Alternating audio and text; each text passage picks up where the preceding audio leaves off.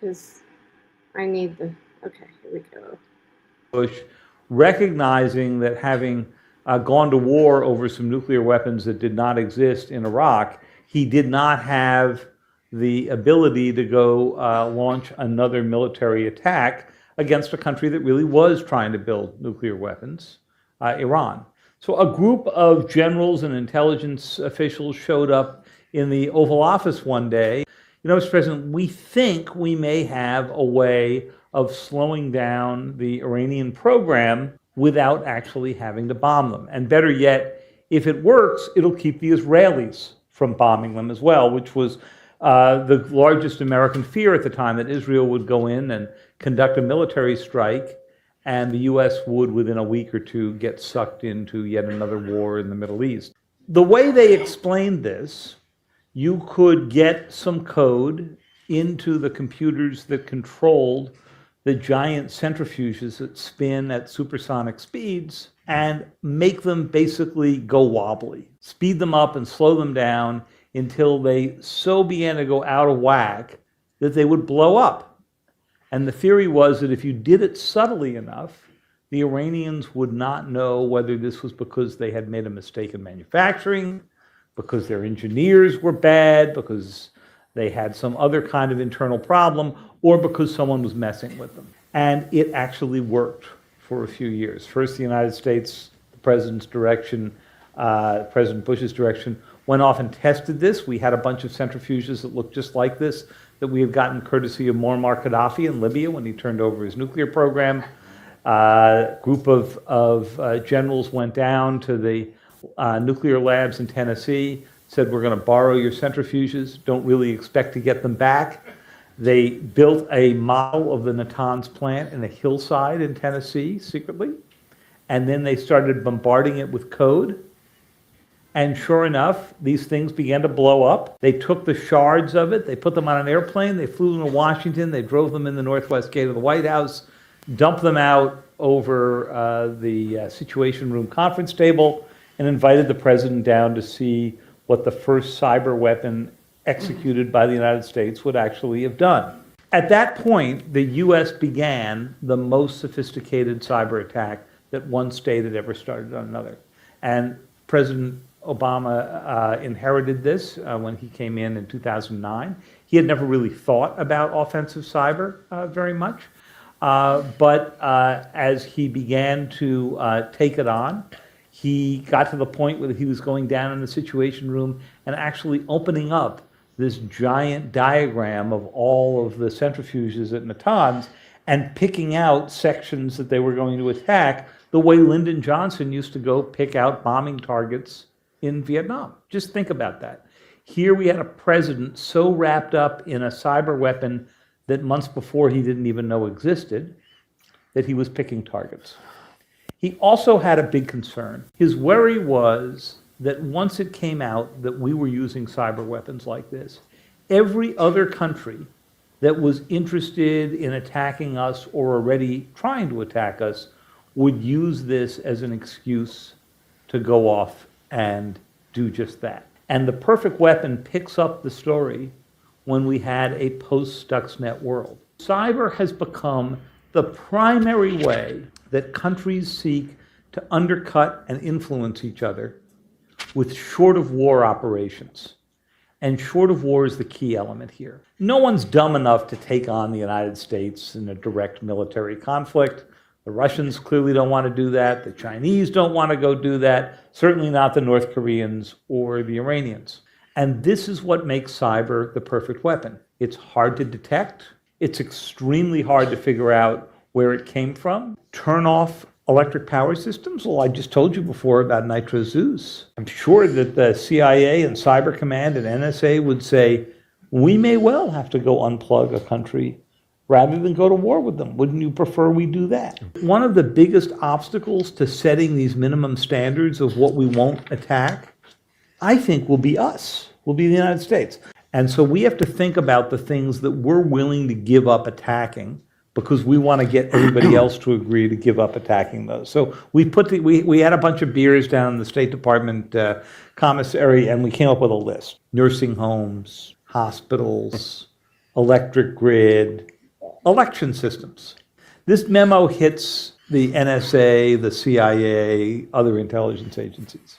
I'm betting, based on fairly lengthy conversations with people who've lived in that world for a long time, that they would stop and say, wait a minute, do we really want to stop all meddling with election systems? Yeah, I know what Vladimir Putin did was really bad, but if you want to take this off the table for a president of the United States, you may be denying him or her the ability to stop a war before it happens. And after all, we meddled in the Italian elections in 1948, more Latin American elections in the 50s and 60s than I can count, the Japanese elections, the South Korean elections. We ran a coup in Iran.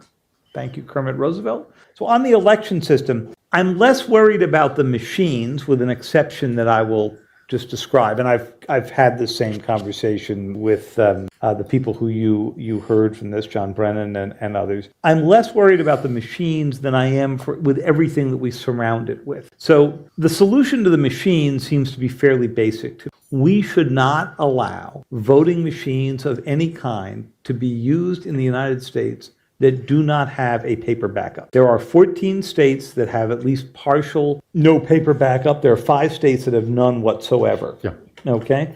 And that seems to me to be inexcusable, because you can go off and do an electronic election as long as you've got something, even if it takes you weeks to sort it out, you've got a way to go sort it out. And I think that's pretty critical. I worry less about the machines on election day than the day before the election, when somebody programs those machines with the ballot. And while everybody will tell you that the election machines are not online, and they are not, the programming that ultimately goes into those machines is online. The other thing that's online is the registration system, right? Because that's got to be outwardly facing. And that's what the Russians were probing in 2016. They weren't going after the machines, they were going after the registration system.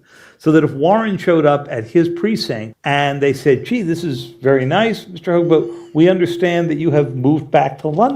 And you say, well, no, actually, I'm still right here. Eventually, it would get sorted out, but the fact of the matter is, it would make a lot of people wonder if their vote got counted. The original rationale for cyber weapons was to avoid a shooting war. That's right.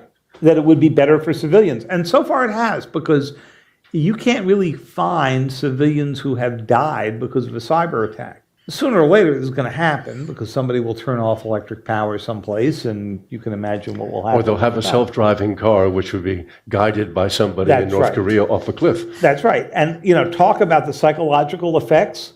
The first time you read about somebody who got into their self-driving car to go to the supermarket and ended up going over that cliff, you're going to think twice about getting into your self-driving car, which is why the companies that are building this, Tesla, General Motors, others, are investing so much in the cybersecurity of the cars. On the question of could somebody else shut down the United States, you may remember that back in the spring, the Department of Homeland Security turned out a warning about Russian-made malware that was throughout the American electric grid. These are called implants, and countries put implants in a system to either monitor it or be able to attack it later on. That would be something where you'd think early on, this is something we should ban in that Digital Geneva Convention. Except, wait a minute, we've put hundreds of thousands of implants in foreign computer systems around the world. As in the Stuxnet virus, for instance. Including Stuxnet, but also in Russian systems and North Korean systems and Iranian systems and the systems of some of our allies. And we say to them, oh, don't worry about it. We're the United States, we don't have any evil intent. The problem when you look at malware is you can't figure out the intent of the person who put it in. So we freak out when we see the Russian malware in our systems, but we expect everybody else to think of our malware as benign. This isn't going to work. The final question on Israeli cybersecurity firms. Israel's built up a very big cybersecurity economy because they grab kids early, figure out their math and programming skills, put them in Unit 8200, which is their equivalent of the NSA. They spend a few years of their military service in there. They do great work, including the Stuxnet virus, which they worked on with the United States. They then leave 8200 when they leave their military service, and they start these cybersecurity firms that are all around Unit 8200. You go to Unit 8200, which you can't miss because it's the only thing out that's next to the Mossad building, and it's got, antennas all over the place. And then around it are all these startup companies. Just as around Fort Meade in Maryland, we've got lots of cybersecurity firms. The ones that got in trouble that you were reading about were ones that were selling basically surveillance weapons to authoritarian governments. Today, warfare has changed, again, dramatically. I don't mean just physical warfare of the kind I just described. I'm talking about the capacity, and it's not imaginary, it's not futuristic, and it's not exaggerated. It's moving very rapidly to a situation where, with the click of a button, you can bring down nations to their knees very rapidly, if you so desire, and if you're willing to take the risks, because every system can be hacked.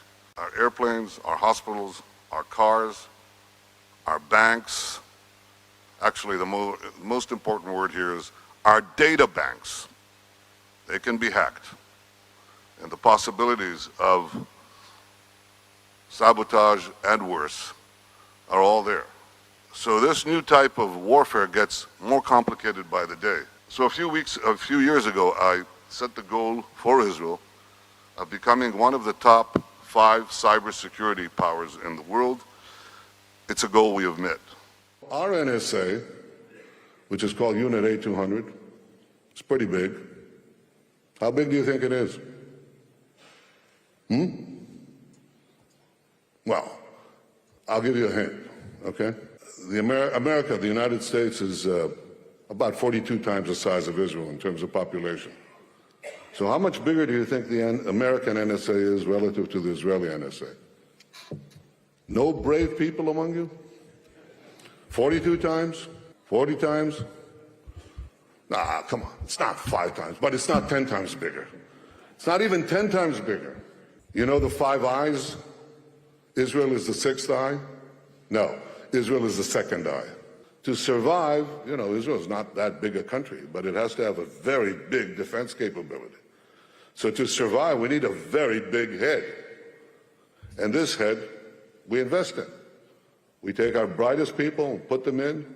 We look at the entire population. We go into the high schools. We're going to go into kindergartens very soon. Oh, right. Hey, I'm not hearing you. Oh, you got to take the mute off. Oh, sorry. There you go. Okay, so we're going to have to wing it a bit. So we had this planned. I hate to do a bait and switch on everyone, but we had this plan since a couple weeks. But unfortunately, Ray let me know last night he wasn't able to make it. And then Bill Binney he emailed me back early this afternoon, but apparently isn't feeling well. So he wanted to reschedule. So we'll definitely try to do that. And I'm sorry to. Well, hold on. So they're both in their 80s, so it's okay. We have a lot. So I just want to I want to welcome our crossover audience over here from the Homeless Hub. We've been streaming here most of the afternoon. And I think we timed it just right to get in here together, Kelly, on this new StreamYard here. So we're just going to set it up. And like you said, it's unfortunate. Both of our intelligence, I guess you say whistleblowers, because you're a whistleblower, they're in a space where it's hard to coordinate. It's hard to connect, but not because so much schedules are always busy, which they are, but it's a lot more delicate and a lot more, this is hard to set this type of stuff off. In fact, I got to tell you, Kelly, when I told Craig Pasta, who you guys know we just had on earlier on the show, I told Craig what you would miraculously set up this interview. He was blown away. He was like, wow, that is incredible. He's been spending so long trying to get those guys in conversation. It's very, very difficult. So he was actually saying to me, that is absolutely incredible that Kelly pulled this off. So well, I know it's let's not present it. So the fact that we had it locked in, both of them I think that's what he was saying. Like both of them at the same time. How the hell did she pull that off? So that's where that's coming from. So I'm going to say and people have been telling me since we've been setting this up, how impressed they were that we were going to be able to have this conversation. And the good news being that they want to reschedule. This isn't something like, this isn't like we had some sort of like, hey, ghosting or what's Yes. going on No. here. It's No, not it like was that. actually Benny's wife that emailed me. Like, Yes. so yeah. So and Anyway. the point being is, once you put yourself out there, it's a very challenging thing to be able to keep those, which both of these gentlemen do. They keep their principles intact, even though they're both retired. They keep speaking eloquently at that. They don't say, that's a chapter of my life, I'm going to move on and play golf and do other things. No, they still say, we have things we need to discuss, and things that we saw that people need to know about. And with that, you know that you're going to be a target, you're going to be looked at, you're going to be watched, and that's just what you sign up for. And I think we're all in a way signing up for that. Kelly, you would say that's kind of what we kind of all agreed to in one way or the other when we got into this? Yeah, I have to say, the more I get into this kind of stuff, it makes me a little bit nervous. It does. Because I will tell you, there's another person, and I'm not going to name her because, but she's been pretty outspoken, and she was not comfortable talking about how Israel is really the one spying on, like, that's what they're told when they work at U.S. Intel.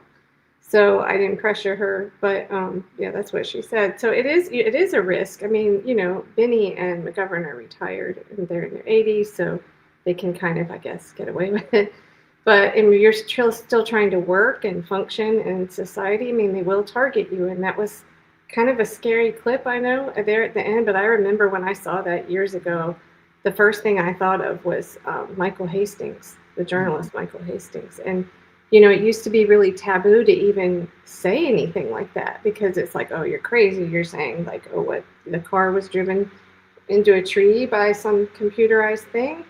But I remember it was Afshin Ratanzi on Randy Credico's show, Assange Countdown to Freedom, and he said it at one point and mentioned Michael Hastings, and my jaw just like dropped, because I thought, ooh, it just, we're trained to self-censor, because you get called, you're called a conspiracy theorist if you talk about these things. But we know they have the capabilities to do it. And I think what's so surprising to me, I'll tell you a little bit about how I got kind of into this side of this. I was I've always been interested since 2016 in the Russian allegations of Russian hacking, and I just didn't buy it. But I didn't understand the technology. It's really, really complicated. Cybersecurity is not an easy topic. And so I was interested then, but then 2 years ago, or just over 2 years ago, I was working on a story when October 7th happened. I was working on a story with someone named Chernobyl. He is a postdoctoral research associate at Brown University now. But he's from Sierra Leone, and he runs Africanist Press, and I call him the Assange of Sierra Leone. But anyway, I'm doing this story, and come to find out, I'm thinking, well, this has nothing to do with Israel. Everybody's focused on Israel. I'm not going to be able to get anyone to pay attention to this story right now about the corruption in this country in Africa.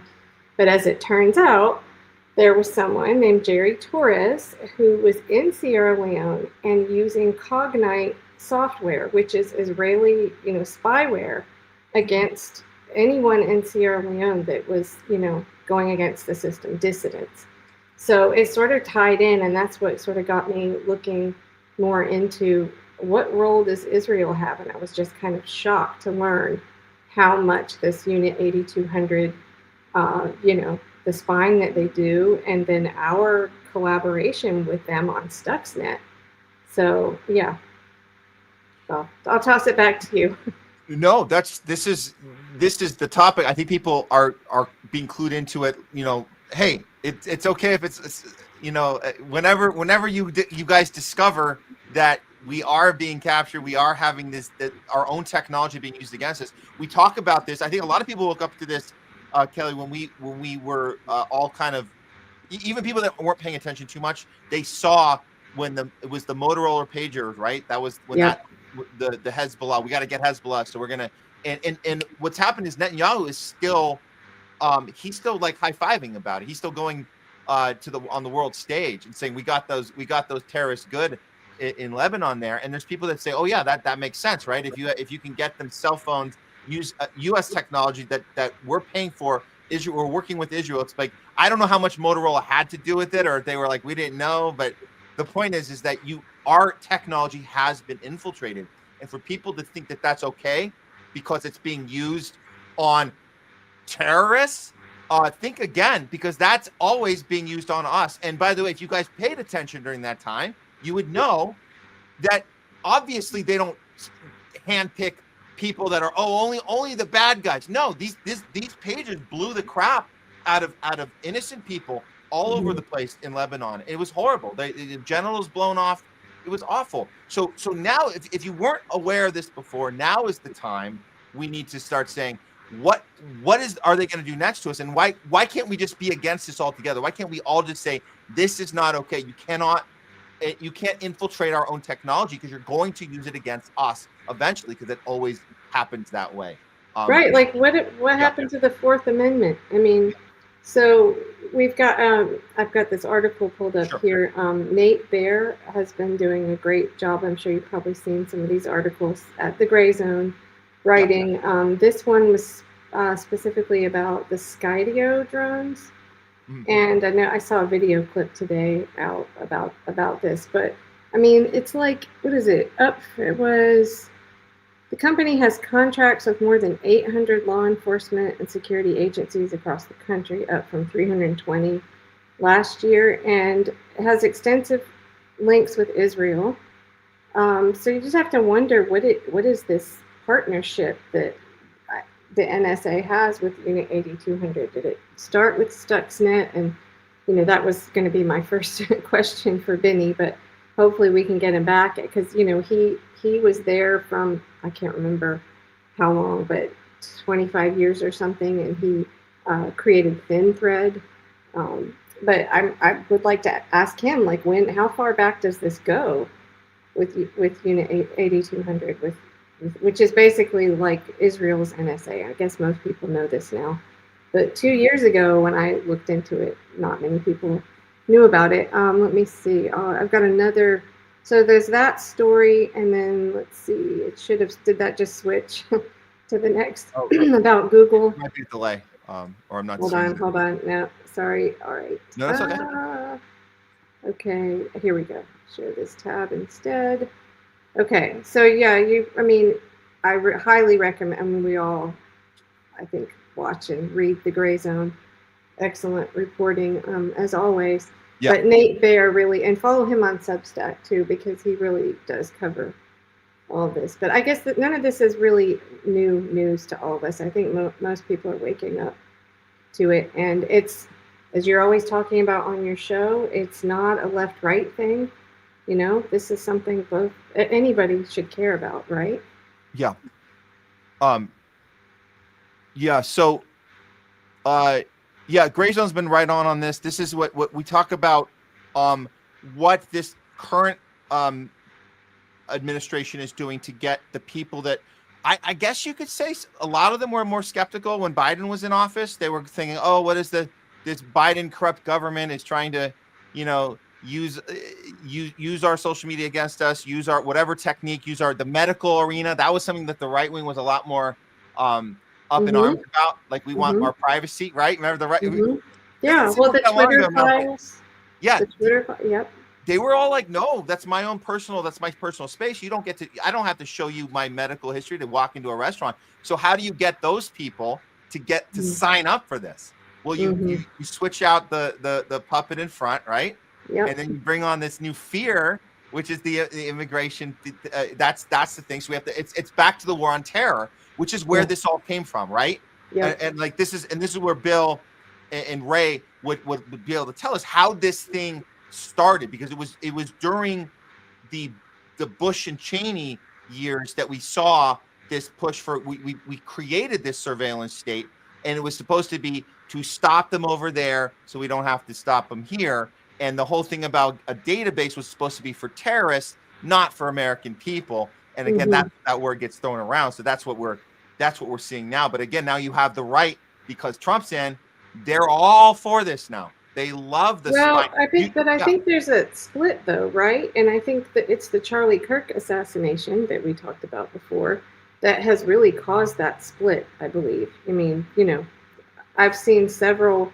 There was a channel I've been watching because he was going over the ballistics stuff. He's a veteran, Right. and he's a former Republican independent now. But they're not having it with Trump and Patel, and they're questioning all of these things, the surveillance, everything, and Israel's role. So yeah, I think that is definitely. I don't know what the numbers are there, but definite split on the right.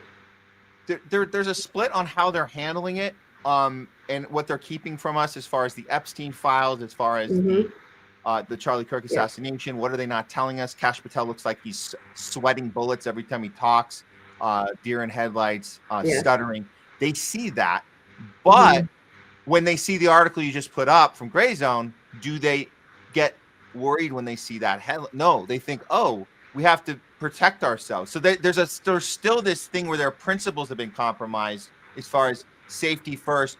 And I always think back to the war on terror because I remember those taglines that originally sold the right on this. They were the original. Oh, so you're saying you think a lot of the right is maybe okay with this because they're mistrusting of MAGA right now and Trump and inability to do the things he said he'd do. They're very upset. But there's still, it doesn't seem like there's a principle being they don't. It still seems like we have to protect ourselves. We have to compromise our freedoms to keep us safe. And that was the language we heard very well done. There was like country music songs written about this. It was all in like the early 2000s. You remember? Yeah, there was like this, right. I remember this song. It was called like it was like a country song. Freedom isn't free. It cost $1.49 or something. And they just this joke, but I don't know if it was a South Park thing, but it was like they were saying you have to give up your freedoms in order to protect your freedoms. And that, I think, goes beyond what we're seeing as far as the mishandling of Epstein, mishandling of Charlie Kirk, the distrust of Trump. They still are okay with that. That still makes sense to them logically, which is weird, right? Because I guess I don't know. I don't watch things like that, and I also like so last year, doing all of it was like over 70 candidates we had on. They were Greens and Libertarians and Independents, but and a tiny bit of a couple of Democrats, I think, and one Republican. Anyway, but I think talking to all these libertarians and seeing how Massey, I mean, obviously Trump is like after Massey now, and Adelson's donated all this money to try to defeat him. But I think a lot of that's kind of that split, and a lot of them are more on the Massey, maybe kind of libertarian leaning, which I think is very promising. They weren't MAGA to begin with. They just voted for Trump, but they weren't. They weren't self-identified.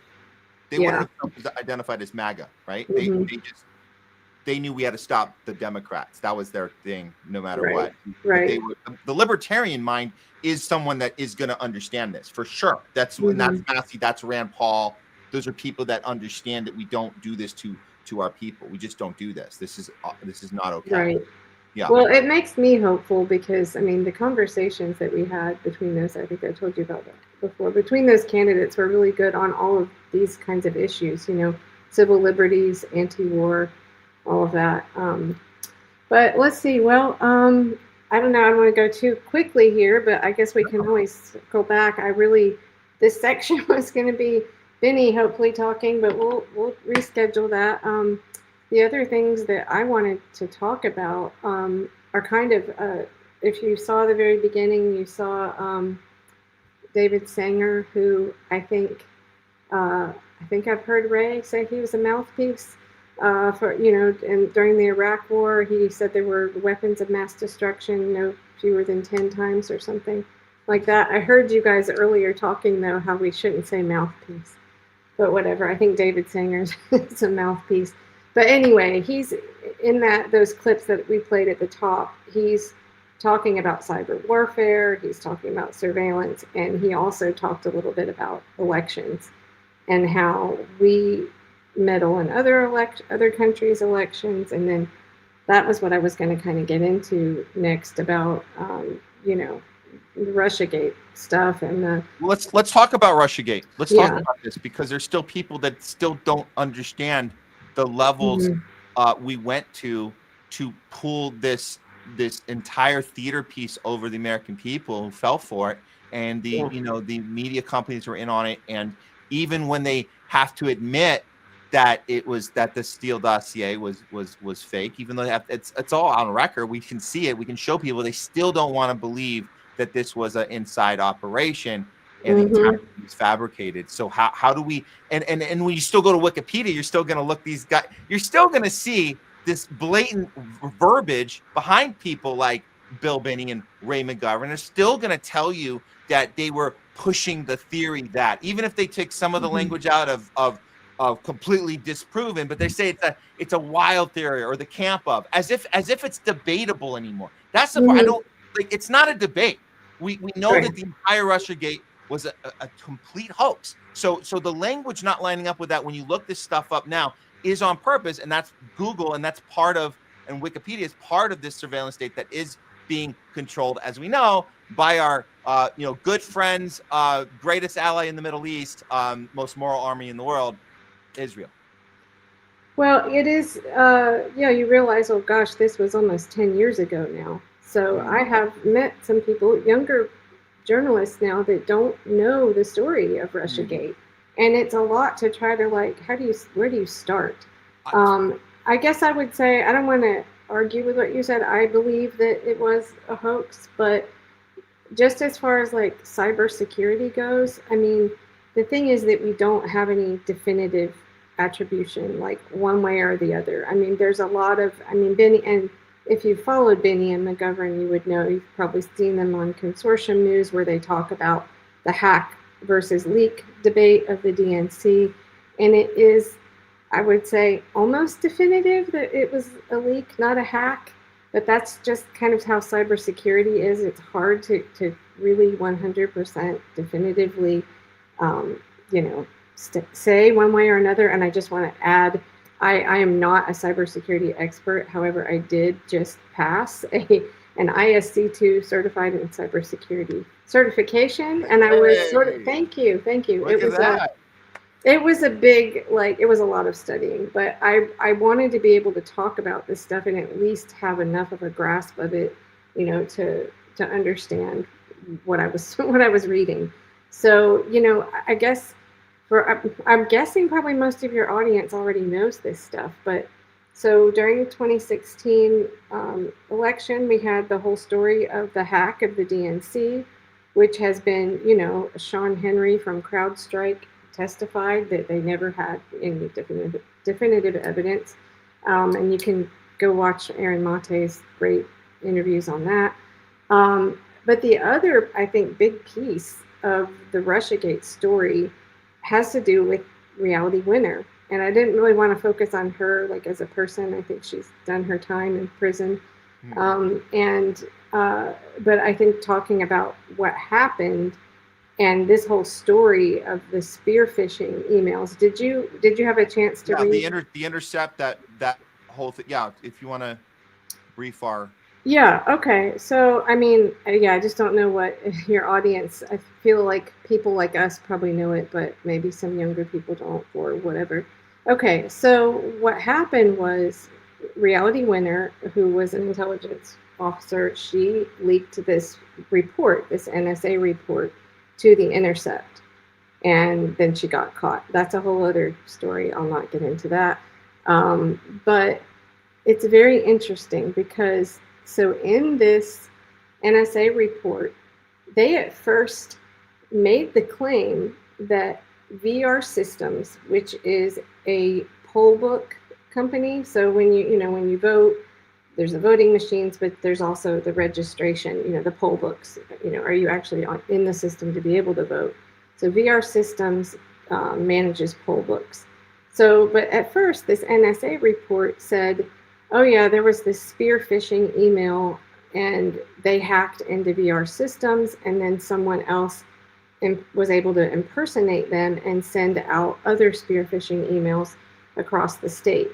Well, I mean, VR Systems, let's see, I think I've got it right here.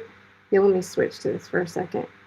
Um, so VR Systems just came right out and said, no, that's not true. We weren't hacked. Now, interestingly, they sent a letter to, I think it was Senator Ron Wyden was looking into this, and he wanted a copy of their forensic audit, and they wouldn't give it up. So that's a little bit, I don't know, but they wrote a letter and explained that no, we saw these emails, they were quarantined, we were not hacked. So that was kind of the first tell for me, I think, and this is the VR System COO, Ben Martin, told NPR that no elections vendor would send customer software updates once voting had begun. Anyway, so they denied that that happened. So that was kind of the first clue, like, why does this report say this if maybe it's not accurate? And then, and there's a great interview you can watch. It's Aaron Mate on the Real News Network. If you go to YouTube and just search Aaron Mate and Reality Winner, you'll probably find it. But it's where James Risen from The Intercept comes on, and he ends up hanging up on him.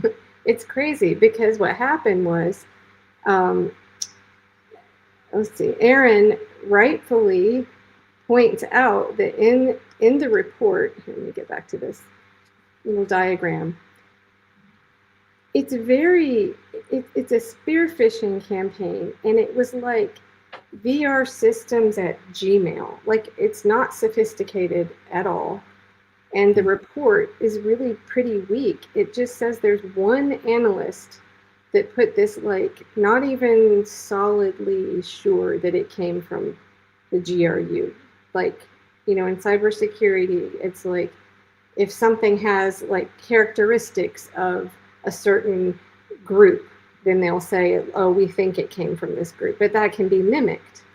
And if Ray were here, he could talk about that, because we learned that from WikiLeaks, how things can be, you know, made to look like they came from somewhere else. But anyway, so this is where James Risen hangs up on Aaron, because he's just frustrated that he's like, oh, you're one of those that doesn't believe it. And he's just saying, I want more evidence to not just, I'm not going to just trust what the intelligence agencies are telling us about a foreign country hacking our election system without some bit of concrete evidence.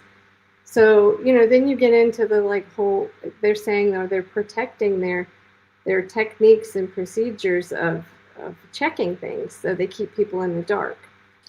But anyway, so. Well, it's always about our national security, Yes. right? Any of our devious, horrible, horrendous behavior is always about protecting our national security. And if somebody wants to expose that, them by exposing it is also a threat to our national security, not the actual thing they're exposing. And it's always that way. That's happening right now with Venezuela. They're saying we can't. So it's the same. It's a threat. Yeah, we're the threat for wanting to talk about it. And just ask Edward Snowden, just ask Julian Assange what happens when you're becoming the threat, right? When you're saying, hey, we're just trying to get the information out. And what are these secrets that what is it going to be used against us? All the things you're accusing Russia of, like hacking elections. Really, who is the number one culprit of hacking elections? I mean, we want to talk about hacking elections. I mean, Craig Foster-Dardula can tell you exactly how election rigging works around the globe. So it's the pot calling the kettle black, but it's worse than that. It's called this is projection 101. Yeah. Right? This is what we do. But we got to get back to why can't we get back to the mindset? Even Hollywood was on board with this at one point, back when it was about, we used to celebrate whistleblowers, all the Nixon stuff. We were like, oh, right, the deep throat. Yeah. We would celebrate whistleblowers. Now we punish them. We humiliate them. We destroy them. We imprison them. And we don't have. So we've rewired the American people to think that a whistleblower is the problem, because the thing that they're calling out, they're trying to keep us safe, and we don't want to know the horrible things they're doing, especially the horrible things they're doing against us. We don't want to know, so lock that person up, Julian Assange. That's the world we're in now. We've certainly taken a step back. That's my analysis of that. Yeah, Yeah. Absolutely. I mean, Daniel Ellsberg was at least, I think, sort of revered back in those days for what he did, you know. But um, so, yeah, I mean, so another part of this story, and the reason I'm going to share this part right now is what you said about, you know, national security. So, well, let me briefly tell this part. So, I don't know if you remember, but Ron DeSantis, who was the governor of Florida at the time, who was always saying he wanted transparency, the FBI briefed him on what had actually happened with VR systems and which counties.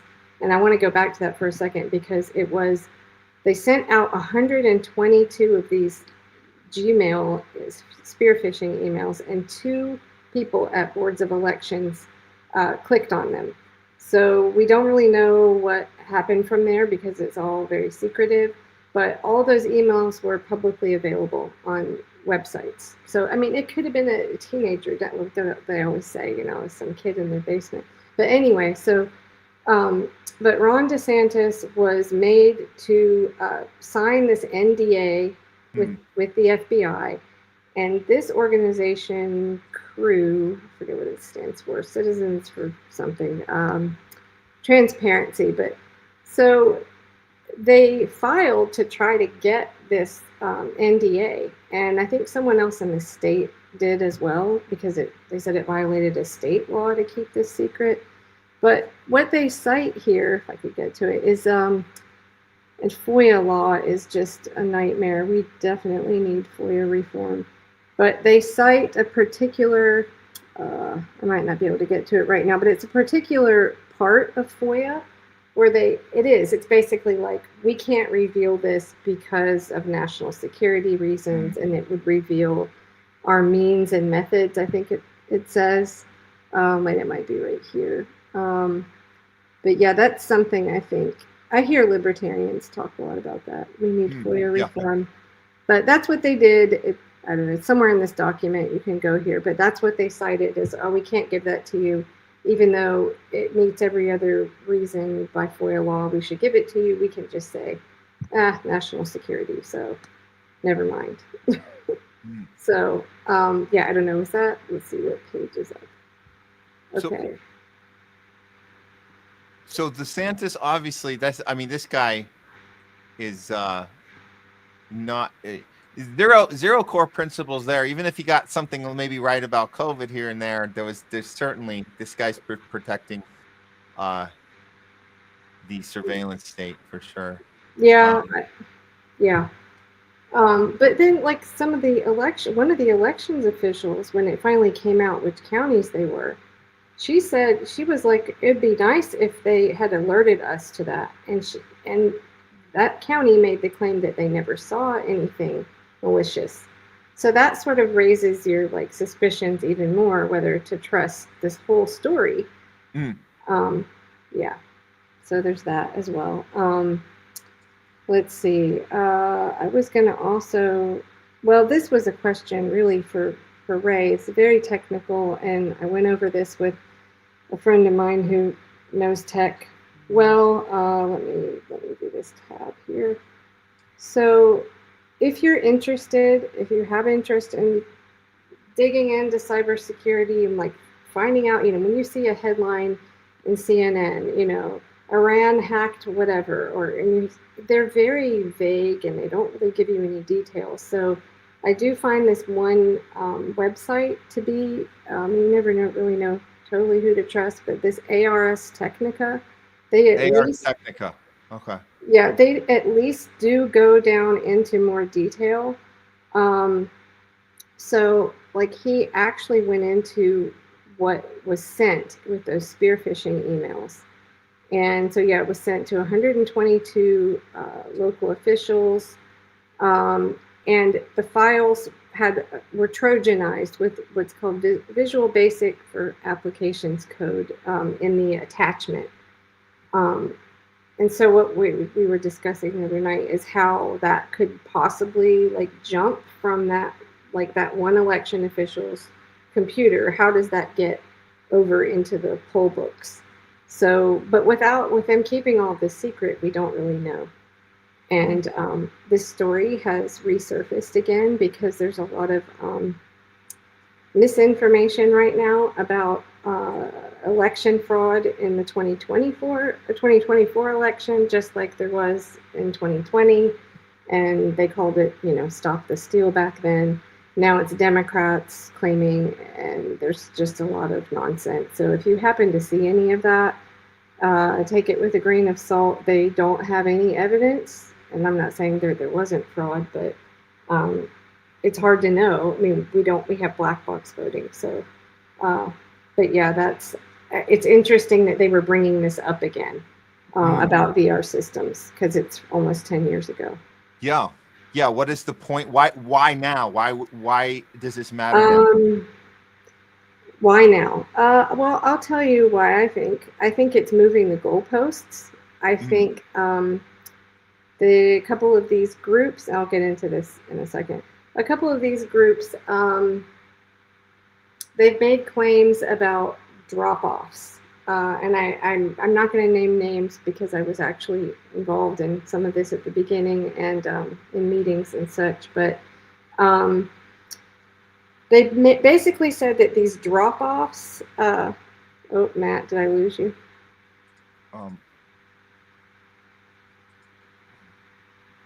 Hang on. Are you there? Okay, we're still live. I don't know where Matt went.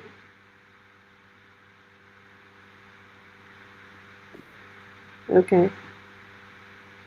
There you are. Okay. Yeah. Sometimes StreamYard will throw you off if you've been on too many hours. Oh, you've been on since like what, 2 o'clock or something? No, 1 o'clock Pacific. So we're at the 4, heading on the 4.5 hour mark right now. Oh, okay. I was gonna say, I'm sorry, I'm talking too much, but no, this is good. This is good. I'll give you the run. Well, okay. You want me to give you the rundown on what is going on with this? Yes. Okay. Well, the question is why bringing this up now when we had that whole time 10 years ago to fool everyone on it? What is the significance right now? I mean, I'm not that the presidential timeline has anything to do with it, but just to be clear, we're only 1 year into this presidency. What is the significance of right now? Okay, so my take on it is a couple of these organizations, one of which came out of nowhere in December of 2024, just after the election. I have suspicions about their motivations and where they came from. I don't have any evidence of that, but their website was started January 2nd of 2025. They're very hush-hush, the top people about their credentials, who they are, and they haven't provided any evidence of any fraud whatsoever. But they've got, because people are upset when your candidate loses, that's what you think, you're susceptible to thinking, oh yes, there's all this fraud. And there very well could have been, because we don't have transparent elections, but they're using things like what they are calling drop-offs, which I presented from the Arizona State University has an independent institute, and they did a big study about how it's independents that are split ticket voting, and that just because you have all these patterns where you've got people voted down ballot for Democrats and didn't vote for Harris, this is not proof of fraud. And so they've really whipped up this crazy frenzy of all these people that believe it is fraud, not suspicious. They believe it's fraudulent. You can read the comments. They're like, Kamala Harris won. I mean, it's 2020 all over again, just on the other side, right? Yeah. So I believe that some of this stuff is it's moving the goalposts to keep people hooked. Okay, so this is the latest thing, and I'm not knocking the person that found this, but it's an old story, and apparently Bob Woodward wrote in his book, Rage, and I'm going to share that with you right now. He wrote in his book, now keep in mind, we don't have any, wait, is it working? Is it linking to the book? Yep. Okay. Yeah, we can see it. It says my browser's lost connection to screen share audio. Okay, whatever. I'm not. No, you don't. Yeah, don't worry about that. Okay. So hold on. Let me get back to this. Okay. So keep in mind, we don't have any concrete evidence. We have this NSA report that's really kind of leaves you hanging. We have the FBI won't reveal what, we don't know what actually happened with this. And people are running with it that must still be Russian malware on these two counties in Florida, St. Lucie and Washington, I believe. Washington's up in the Panhandle.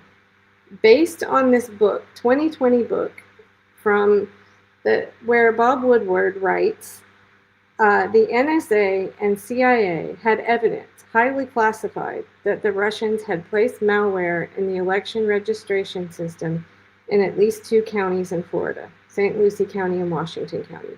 There was no evidence yet that the malware had been activated. It was sitting there to be used. Let's see, the voting system vendor used by Florida was used by state election registration systems all around the country.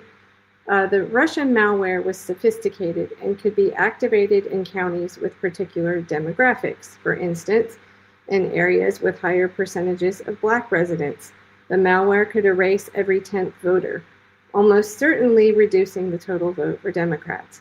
The same could potentially be activated to reduce Trump votes in Republican districts. The bottom lines, the Russians are here. Well, I'm sorry, no offense to Bob Woodward, but I'm not taking this as, we don't know. It's something he wrote that he was in a meeting. You can find this actually, you can just look up his book, Rage, and this was online. I found it free. But he's referencing a meeting where he was in the Situation Room with CIA Director Gina Haspel.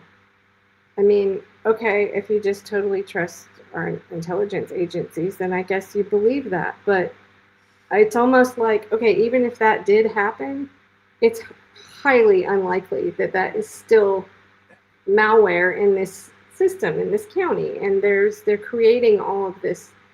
The people that are pushing this now are really creating a lot of worked up people that are understandably upset about Trump winning, because that's not who they voted for.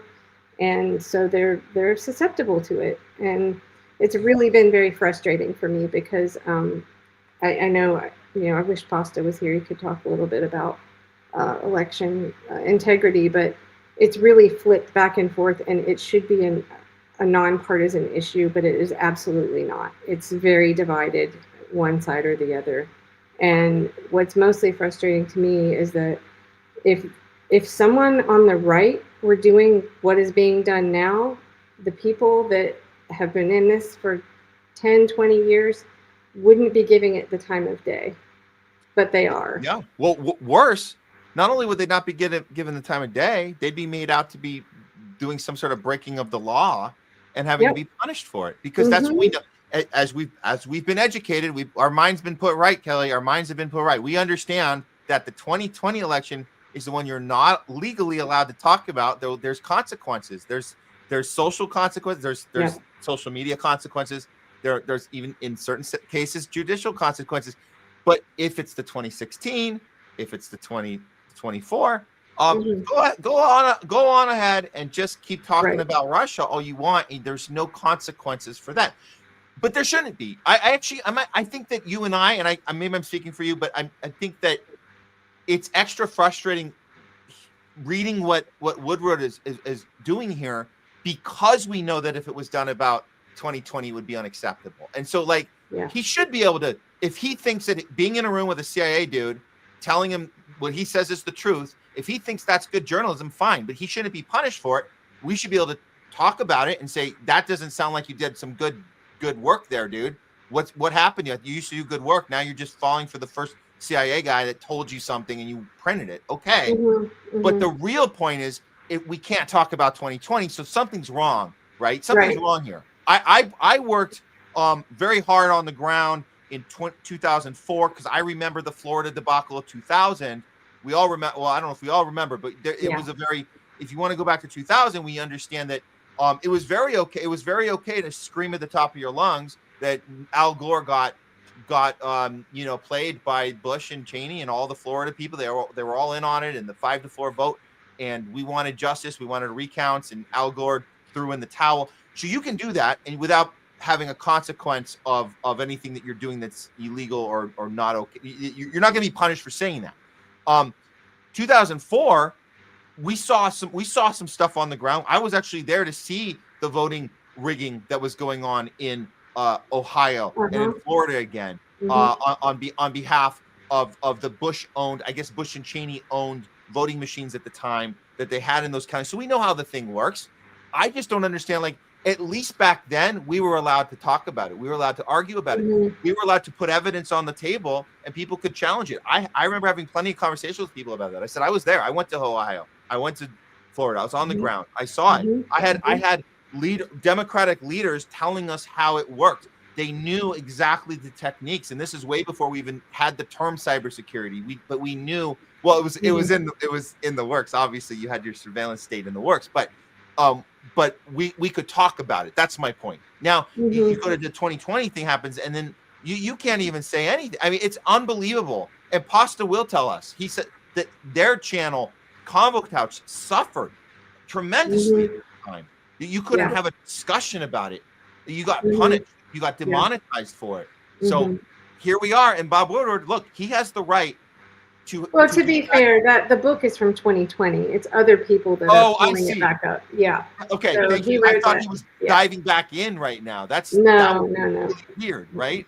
But I've seen. I mean, I've been like, I've got blocked by this one guy who has a channel that. I mean, these videos had like 100,000 views, and it's titled. You can go look it up if you want. It's titled like, "Yes, there's evidence Trump hacked the 2024 election."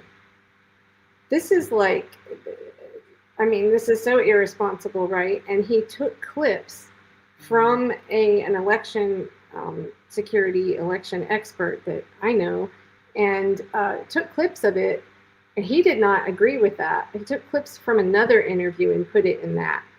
So it's like very crafty, like ways that people are doing this because it's getting a lot of attention because people want to believe that that was hacked. I mean, we've got the whole, Elon Musk used Starlink to, hack into.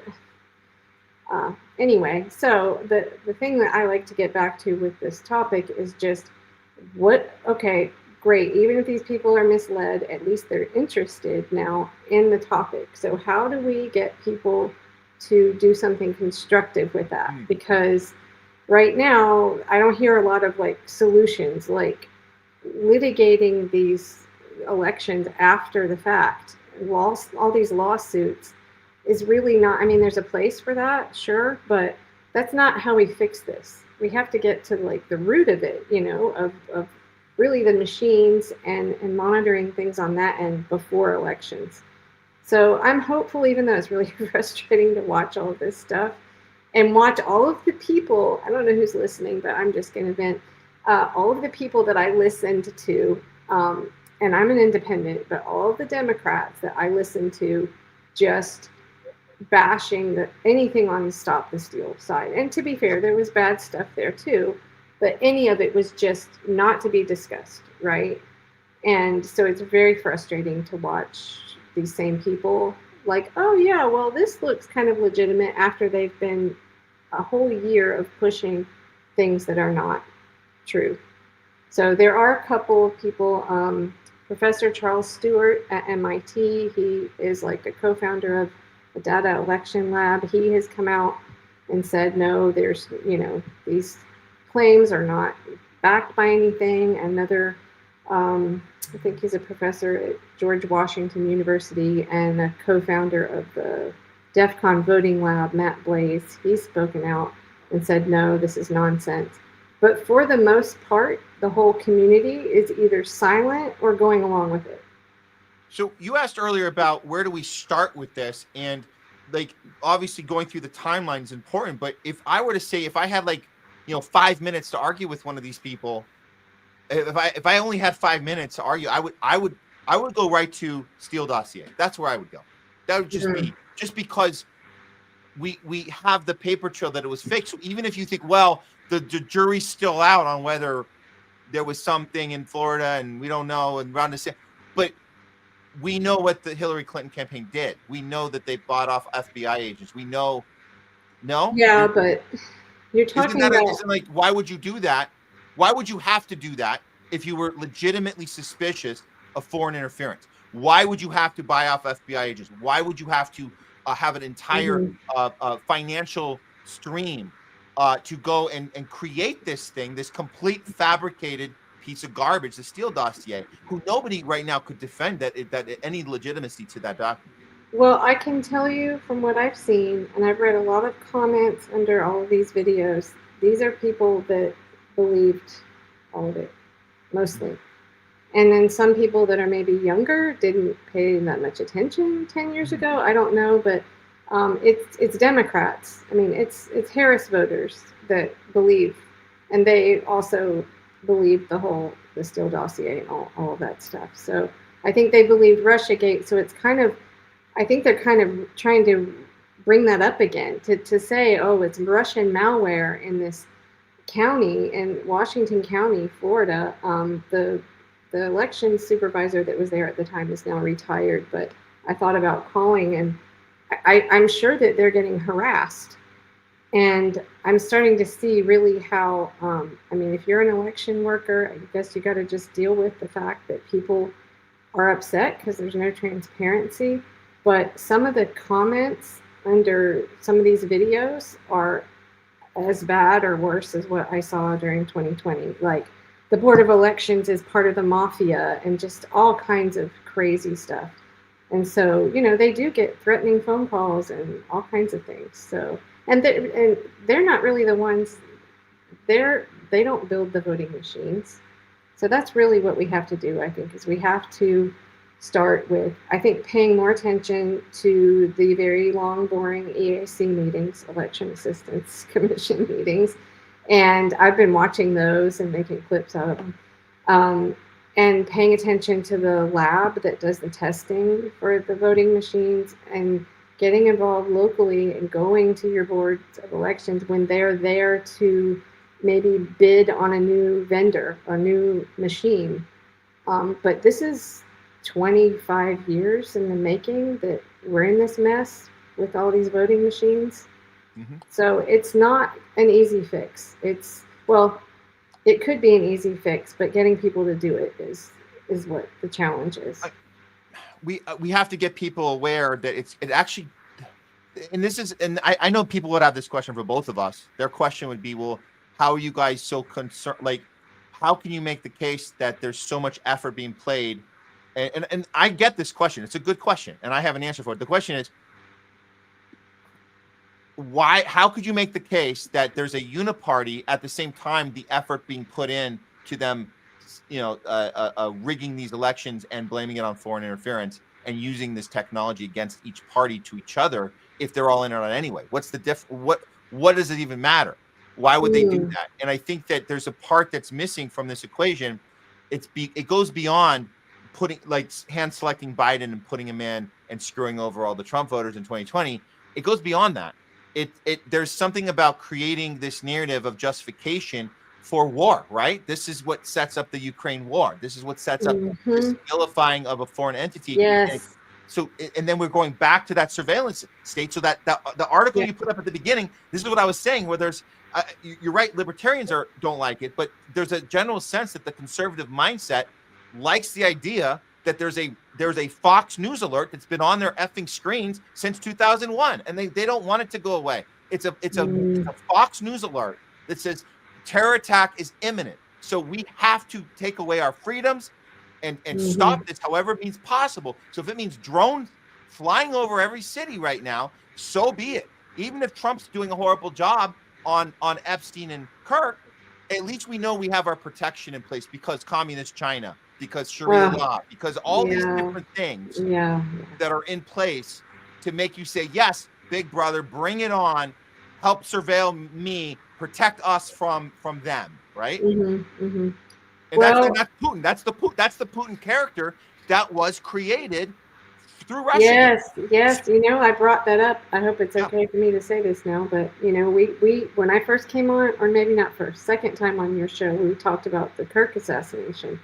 And I was shocked because I didn't really know much about him until he was assassinated. And And then come to find out, he was saying things like how Russiagate led to the Democrat supporters who were supposed to be anti-war, led to them supporting the Ukraine-Russia war because I think the way Kirk put it was, if you hated Trump, you therefore had to hate Putin. It was a caricature, like combined. And I think that's really true. And I think that even though it's 10 years ago now, the Russian hacking and all that, supposedly, it's still lingering. So, and that's how they can pull this up now about Florida, when it's probably, let's just say it really was Russia that did this. And I haven't seen anything to prove that, but let's just say it was. It is so highly unlikely that malware is still sitting there. I mean, they investigated, there's a report, they just won't release it to people. And that also tells me that I think they want to keep people fighting about all this stuff because they can just be transparent and tell what happened, but they won't. So, yeah. You have a clip? I'm sorry. I guess I got to pull it up. No, I have one, but you also had one. You had did you have another one set up? Yeah, I just had something. This might be switching gears. Just that's slightly, fine. This topic is kind of all, It is. It's so complicated and tied together. It's kind of hard to stay on. Yeah. But what I have here, and this might, this will tie in some regard. But what we have here is this is hold on, let me see, grab the right thing here. Yeah, okay. So what this is the Spanish Prime Minister Pedro Sanchez.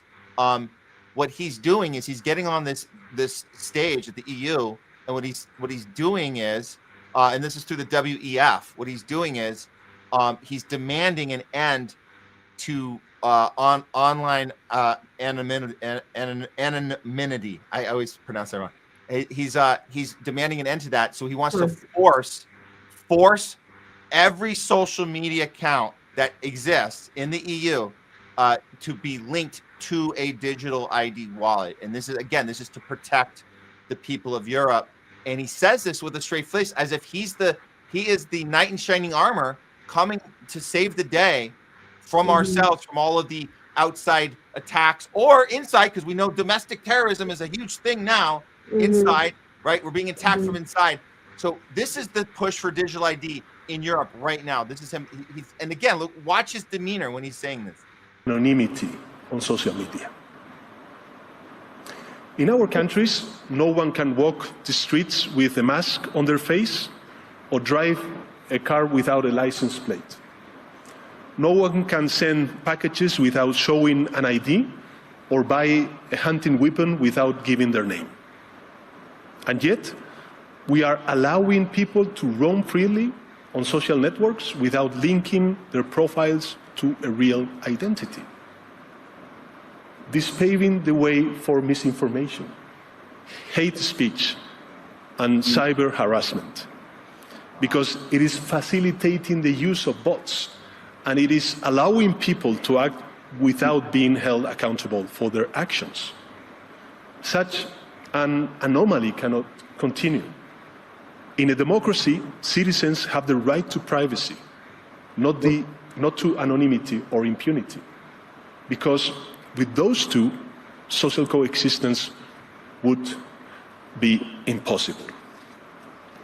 That is why I believe we must push forward the principle of pseudonymity as the functioning element of social media, and force all these platforms to link every user account to an European digital identity wallet. This way, citizens could use nicknames if they want, but in the case of a crime, public authorities would be able to connect those nicknames to real people and hold them responsible. Because accountability is not an obstacle to freedom of speech. It is an essential complement to it. Wow. I mean, just wow. Like this is the exact opposite of freedom of speech. You're going to be able to claim when and where somebody's committing a crime and punish them for it. And I love how he starts with the analogy to, hey, nobody can in real life go walk down the street with a mask. And I'm like, that's funny because you made everyone do that and do it. So I was thinking of that, like, well, that's weird. But like, no, Yeah. you're just trying to figure out a way to justify this and act as if this is, again, for our safety, for accountability, when it's not. This is about surveillance. Yes. Yes. Cyber surveillance. That's what this is. Cyber weapons. It's the name of the topic. This is exactly what this is. So Yes, and yeah. we will have Benny. I know we will have Benny on, and hopefully McGovern, but Yeah. we will. And I did do an interview with McGovern back in August, kind of about this. But McGovern isn't the real super technical person. But I have to show a clip now to counter that guy. I'm going to go with Pavel Durov. Attention from the FBI, the security agencies, wherever we came to the US. To give you an example, last time I was in the US, I brought an engineer that is working for Telegram, and there was an attempt to secretly hire my engineer behind my back by cyber security officers or agents, wherever they are called. The US government should hire your engineer? That's my understanding. That's what he told me. To write code for them or to break into Telegram? They were curious to learn which open source libraries are integrated to the Telegram's app, on the client side, and they were trying to persuade him to use certain open source tools that he would then integrate into the Telegram's code that, in my understanding, would serve as backdoors. Would allow the US government to spy on people who use Telegram? The US government, or maybe any other government, because a backdoor is a backdoor regardless of who is using it. You're confident that happened? Yes. There is no reason for my engineer to make up the stories. Also because I personally experienced similar pressure in the US. Whenever I would go to the US, I would have two FBI agents greeting me at the airport, asking questions. One time I was having my breakfast at like 9 a.m. and the FBI showed up at my house that I was renting. And that was quite surprising. And I thought, we're getting too much attention here. It's probably not the best environment to run. Why would had you committed a crime? No, they were interested to learn more about Telegram. They knew I, left Russia. They knew what we were doing, but they wanted details. And my understanding is that they wanted to establish a relationship to, in a way, control Telegram better. I understand they were doing their job. It's just that for us running a privacy-focused social media platform, that probably wasn't the best environment to be. Telegram is a large platform. We are popular in many, many countries. And we've been receiving a lot of requests, demands. Some of them were legitimate. Right? If there was a group of people who was promoting violence, there was some terrorist activity that was spreading violence in some parts of the world, publicly posting things that any decent human being would disallow or wouldn't want to be posted. We would help them. But in some other cases where we thought it would be crossing the line, it wouldn't be in line with our values of freedom of speech and protecting people's private correspondence, we would ignore those. Can you give us an example of a request that you thought crossed into censorship and spying, violating people's privacy? After the events of January the 6th, we received a letter from, I believe, congressmen of the Democratic side. And they requested that we would share all the data we had in relation to what they called this uprising. And we checked it with our lawyers, and they said, you better ignore it. But the letter seemed very serious, and the letter said, if you fail to comply with this request, you will be in violation with the US Constitution. They wanted the data of people, who were demonstrating in Washington or wherever they were doing. 2 weeks after that letter, we got another letter, a new letter, from the Republican side of the Congress. And there we read that if we give out any data according to the previous request, we would be in violation of the US Constitution. So we got 2 letters that said whatever we do, we'd be violating the US Constitution.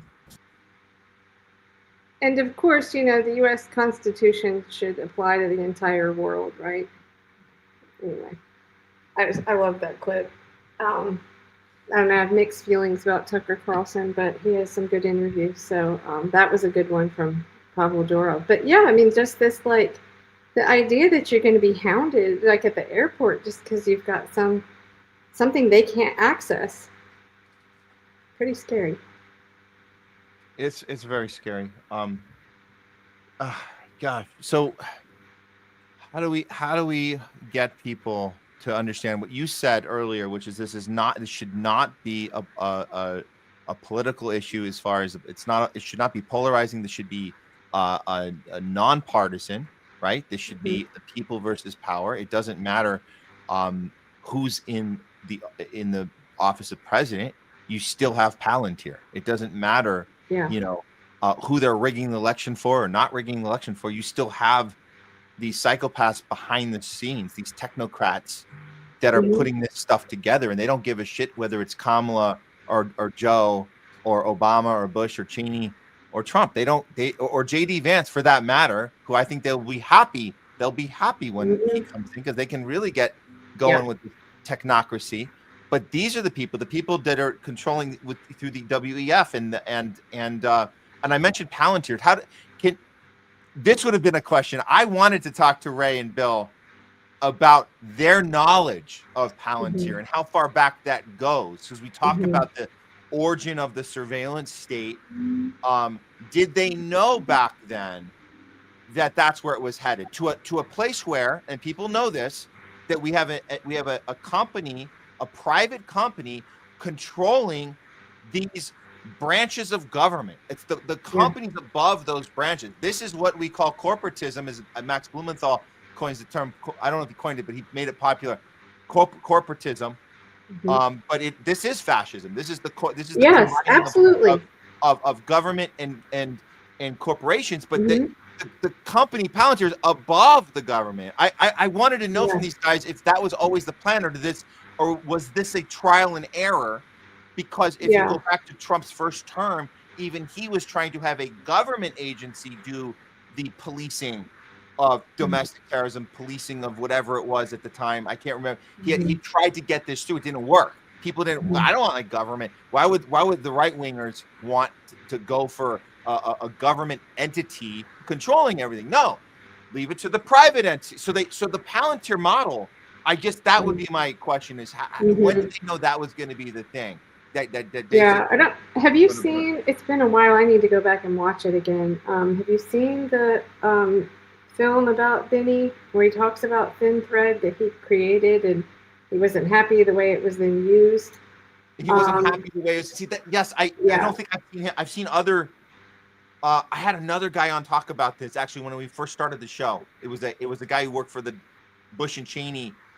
He was a retired colonel who was part of the origin. He goes, I didn't know the thing that we created in the early 2000s was going to be used against us later. Like, really? Right. You didn't know? You didn't. Right. You had no idea, Dr. Frankenstein, that your monster would want to go out and cause havoc outside. No, you didn't know. Is that what he's saying? Did he say that? That I mean, basically, I don't want to quote it because it's been a while since I've seen it, but I do want to share one other thing. Let me see. Hold on, sorry. I'm trying to remember the guy. We had a surveillance dude come on. It was one of my first interviews. I'm gonna try. Well, you're finding out. Cool. I remember. Okay, so this came out, I think, this summer on Consortium News. Yeah, July. It's written by mainly Benny. I think it's kind of a collaborative effort here. But, it's just saying data collection can be effective and legal. I highly recommend reading this, and I wanted to ask him more about it. That, that we basically, I think they kind of propose that there needs to be monitoring of the monitors. They're just really out of control. So there should be legal compliance. Anyway, it's a good article, and we'll have to ask him about it when we get him to come on. But how do we get people? I really do think that independent candidates, third party and independent candidates, and I heard someone, is it Jay Scott, that was on your show earlier? Yes, because I bet you're talking. Are you talking about We the People? Yeah, We the People. Yes, I heard about that. Now I have a different take. I think the answer isn't a party, but I mean I certainly support their efforts. I think the better way to go is like a coalition amongst candidates from different parties. Like I will interrupt you there because that's one of the key features of We the People. They support any candidate that's not in the two-party duopoly. Oh, that's great. They support any. You could be with anything. They will support it and elevate it, and that's what the real. Yeah. And I told you about something. I don't want to announce it yet because I'm working on the website and it's not up yet. So, but I'm kind of shifting from candidates for Assange to something else, and I'm going to incorporate Sam Husseini's Vote Pact. And you can go to votepact.org and read about that. He's mentioned it on lots of different media. I think Kim Iverson, I've heard him on there. I mean, he says it's been 20 years and trying to get people to really believe that we can elect other candidates.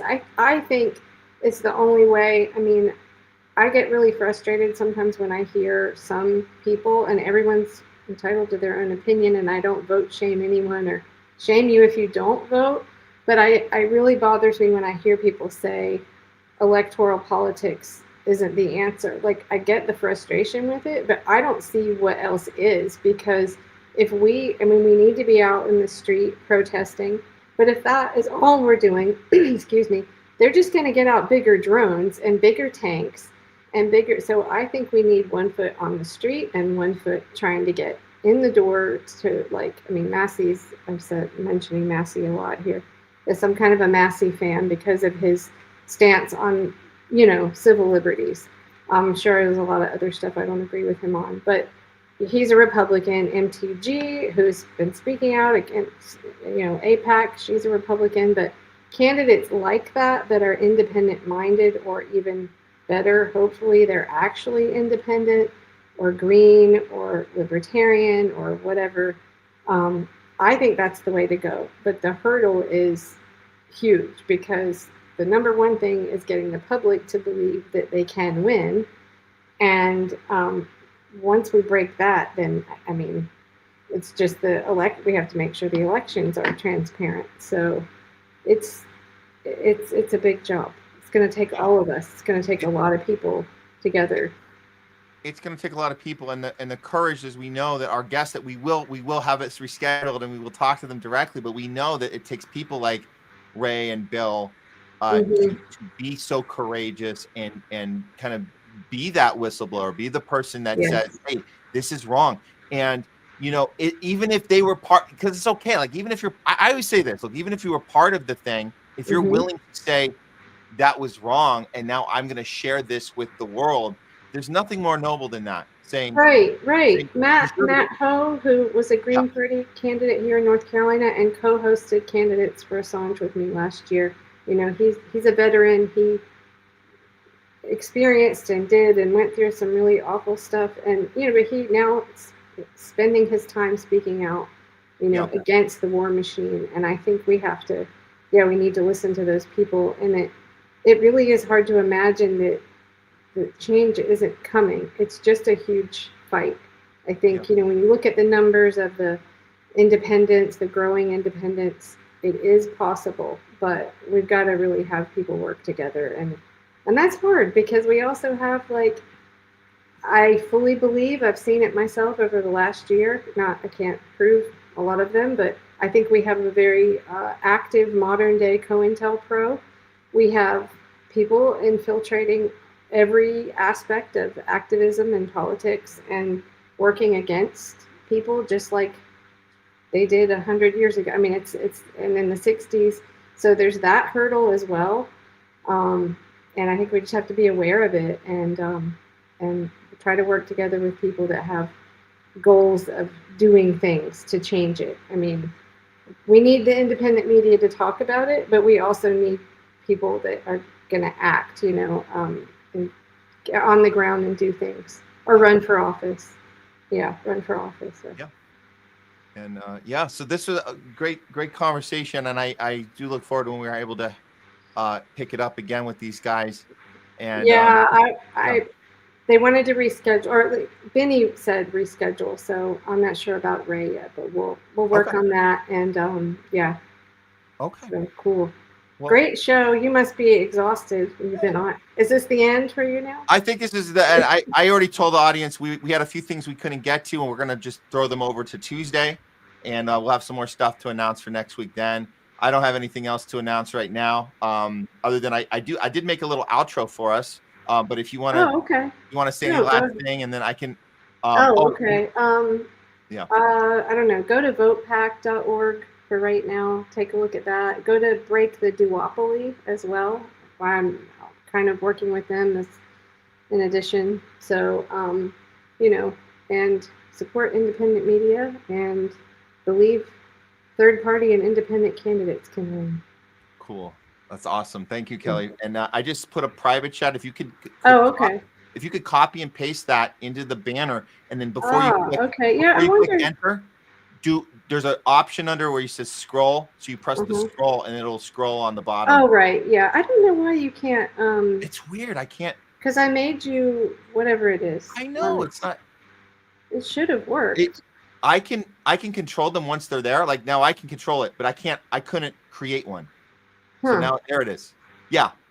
And I see that. So I can look at that. I can control them now. I just can't create it for some reason. I don't know what's going on. We'll have to figure that out. That's okay. Because if we do this again, it'd be good if you can, I've used StreamYard a lot, but I haven't honestly been on for a while. So they're constantly changing the features and stuff. So. Yeah. Well, we'll figure. Yeah. Hey, it's always a work in progress. We're learning as we go, and I appreciate everybody being part of this. And we'll certainly set up another one and do the crossover, whatever who knows? Maybe we'll involve some others, and we talk about Pasta and Jake's contribution. We could do a whole big round table on it. Whatever, different combinations of. If we can just get one of these guys, that's something, and we can go from there. It's always an ongoing process. We can't solve everything in one moment, so this is always a process for us. Right, and sorry everyone, that was last minute, but no, it's totally fine. They stuck with us. They like what we did the work, and we had a great conversation. So good stuff today. And I can also, when I'll click the outro, it's actually a little inspiration from Tucker, which I think is appropriate at this point, as far as how we treat each other. I think it's a good little reminder, and it doesn't matter where it's coming from. Anybody that says what he's about to say, you guys are gonna hear this, and just know it doesn't matter who's saying it. If it works, it works, and if it's true, it's true. Like, let's stop with the tribes. Let's stop with the the teams, and let's just go with the principles. I think that's the message for today's principle. Yes, absolutely. And, cool. Okay. So thanks for having me, thanks for each other having each other. However we look at it. Okay. Very cool. Okay. All right. All right, guys. Take care. People to follow you, you want to sell your ideas to them, you want to convince them that what you're saying is true, show some love for them. Demonstrate that you love them, you care about them. Why are we doing this? Because we think it's better for you. Shapiro and all of these guys, they don't make an effort to do that because they don't feel that way at all. Shut up, cattle. You're a Nazi. Give us the money for our preferred little country, or else we're going to denounce you. Man, those attitudes are incompatible with leadership and, in fact, with democracy itself. You can't have a country of 350 million people governed by boutique goals and concerns. I really care so much about this thing, and you better care about it too, or else I'm going to attack you and deplatform you. It doesn't work. It's illegitimate, actually. And if you keep it up, you're flirting with real backlash, like a real one. Not Nick Fuentes, like a real one. So cool it. Listen to other people. Don't treat them like cattle. Treat them like human beings.